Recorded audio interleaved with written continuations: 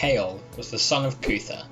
This is the same Cutha who died while campaigning with his brother the king, Ceol, in Oxfordshire in the year 584, who you may remember from last time. Possibly in retribution, Ceol launched the coup d'etat in 592 against Ceol, wresting power away from him in what has been described as a great slaughter at the Battle of Woden's Barrow here in Wiltshire.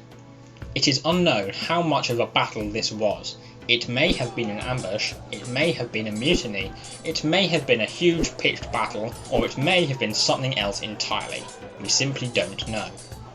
What is recorded is that Ceol survived but had lost all his power, allowing Ceol, his nephew, to take control of the kingdom and be crowned king that year. Not being king isn't very fun, so Ceol would have been thankful when he died peacefully the next year and only joking Ceol had him killed. Ceol needed to consolidate his power over the kingdom, and having the previous king still alive is not a very good way of going about that. Additionally, two more named nobles were killed in 593, Gwitchelm and Cryda. These were also members of the royal family, or at least the structure of their names suggests this, and they would have armies and a claim to the throne of their own, so they needed to go away.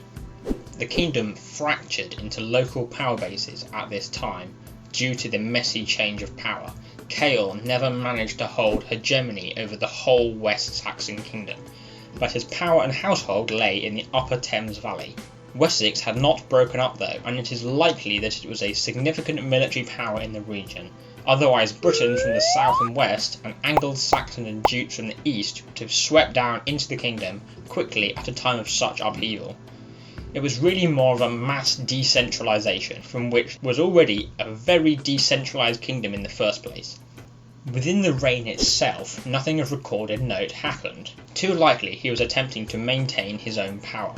A foreign campaign to expand the kingdom was off the cards, being too risky and costly.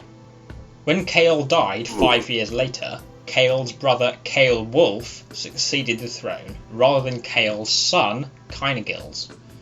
This was not out of the ordinary in Anglo-Saxon England, especially Wessex, as any close family member could succeed the throne, and Cynegils was too young, probably a child. A minority king was absolutely the last thing the kingdom needed at this time in terms of stability and security. This was fairly standard Anglo-Saxon procedure to avoid weak or young kings. By taking the throne from his uncle, Ceol created a sub-branch of the House of Wessex, dubbed the Ceolian line, which would last until 685, when Cadwalla took the throne.